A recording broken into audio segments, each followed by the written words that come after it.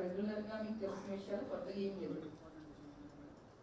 ఇంకా కూడా సెక్యూరిటీ ఉంటారు, వాళ్ళతో పాటుగానే వెళ్ళాలి, కానీ ఇండివిజువల్గా మీరు ఓన్గా మీరు ఎలాంటి రిస్క్ తీసుకోవద్దు. సో ఇది ఇన్షూర్ చేసుకోండి. నేను కొన్ని స్కూల్స్ ఫోకస్ చేస్తాను, నాకు తెలుసు. ఆ స్కూల్స్ అన్నింటినీ నేను ఖచ్చితంగా విజిట్ చేస్తాను. సో డియూ గారు ఎక్కడెక్కడ ప్రైవేట్ స్కూల్స్ వాళ్ళు ఎక్కడెక్కడ వాళ్ళు చైతన్య, నారాయణ, ఇళ్ళందరూ పిల్లలు ఎక్కడెక్కడ రాస్తున్నారు చూడవచ్చు.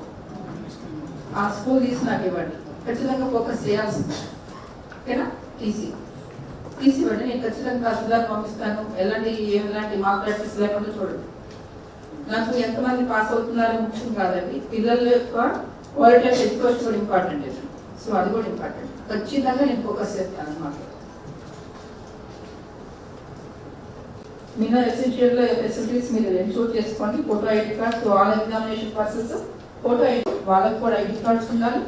ఐడి కార్డ్స్ నేను వాడిని ఎవరిని ప్రెమిసెస్ అలా చేయమని ముందుగా చెప్తున్నాను. ఆన్సర్స్ అయితే నేను తెలుసుకోలేదండి. సో అది మీరు ఎన్షూర్ చేసుకోండి. ఇన్విజిలేటర్స్కి క్లియర్ ఇన్స్ట్రక్షన్స్ రైటింగ్ ఇవ్వండి, సంతకాలు పెట్టించుకోండి వాళ్ళకి. ఓవరాల్ రెస్పాన్సిబిలిటీ మాత్రం కష్టం చీఫ్ సూపరింటెండెంట్ ఓవరాల్ రెస్పాన్సిబిలిటీ ముందుగా చెప్తున్నాను. అలాగే డిపార్ట్మెంట్ ఆఫీసర్ ఎవరైతే మీరు అపాయింట్ చేస్తున్నారో వాళ్ళు కూడా సూపర్విజన్ చేయాలి.